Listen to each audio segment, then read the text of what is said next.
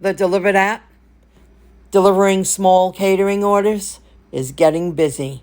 It's getting more known. They need drivers. I accepted 2 orders before 10 a.m. They both came in the morning. The first one was a 1:45 p.m. pickup. Base fee commission $10.65. Tip commission $33.74.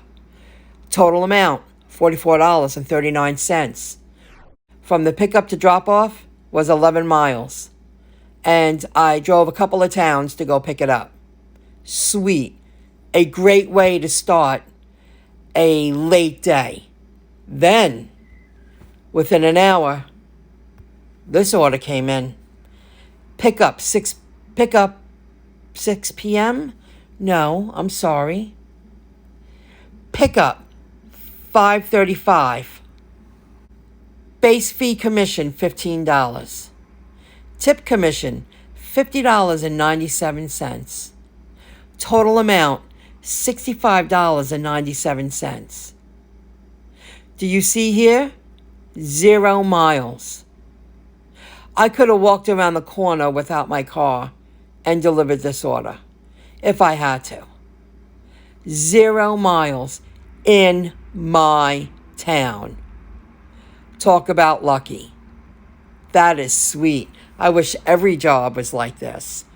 Dlivrd is getting busier, more in demand. It's a busy time of year, and you'd be foolish, in my opinion, not to seize the opportunity of what's about to happen because the holidays are rolling up and these apps are becoming more known, and delivering small catering orders through third-party apps for the businesses to save money and for the apps to save money and the drivers to earn more money. It all works out.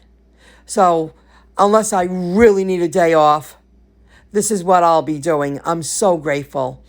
And orders were coming in on Para. Now, the miles were longer, but they paid $25 and up. So I am going to join that other company that I learned about through Para tomorrow. I just haven't had the chance to do it. There are more opportunities instead of just delivering Mickey D's and Wendy's. Higher payouts.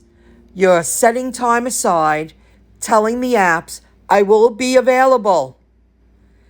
And I delivered high payout jobs and very local. First delivery today was to a hospital. So I had to lay it out in the, vestibule. And they came downstairs, a few people, and they grabbed the bags. So that was pretty much set. Main lobby. This was the afternoon delivery around the corner, 0 miles. They were ordering food and getting a backyard ready for a wedding. They're getting married on their parents' property, and you see the dance floor there. Very cool. In Freeport, how cool. Then I discussed these containers. I picked them up yesterday. They weren't even snapped shut for this delivery at a doctor's office. So I had to ask them. They weren't even snapped. That's why you have to look when you pick up the orders, because that would have been a mess. And I requested, can you wrap them up in saran wrap? That should be done without a driver even asking. This is from sometime last week. It was a doctor's office. And you can see, you got to lay things out and set it up. They're limited on space, but they have a few stools, and at least they can eat in their little break room. This is, I guess, from last weekend, too. I'm cleaning out my phone. Yes, I remember the stove. That customer gave me a $10 cash tip on top of a tip in the app. And this was another order I did last weekend. That was Merrick. I remember that. Yes, Merrick. And that was the one that she counted the tortillas and the soft tortillas and the taco shells. And that was a part of their setup, too. They had their sternos out. And I said, well, you should add some water. We'll put the tins in the sterno setup. Oh, we were pointing out the tortillas. That's right. So just cleaning out my phone, and I thought I'd show you some pictures. I can understand that it's hard to find help that cares. Help that you don't have to babysit. Now, I'm going to talk about these containers.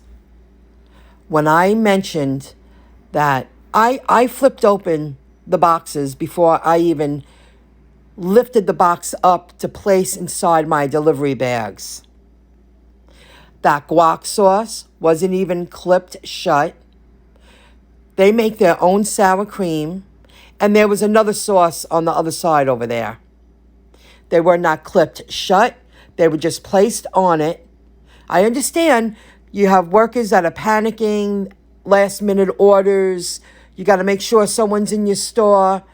But I feel as a driver delivering small catering orders that are paying higher payouts, it is our responsibility to at least open the boxes, review what you are delivering. Today I wrapped up bags because they ran out of boxes inside the plastic bags, just in case there was seepage, leakage. I know it makes it easier to deliver. Could you imagine what kind of mess that would be and what kind of impression you would be giving the restaurant that you're delivering for? That's a turnoff. If you went to a delivery location and then, those tops weren't even clipped on. And the last 2 times I went to this one specific store, can you please wrap them up in saran wrap? I feel I shouldn't even have to ask that.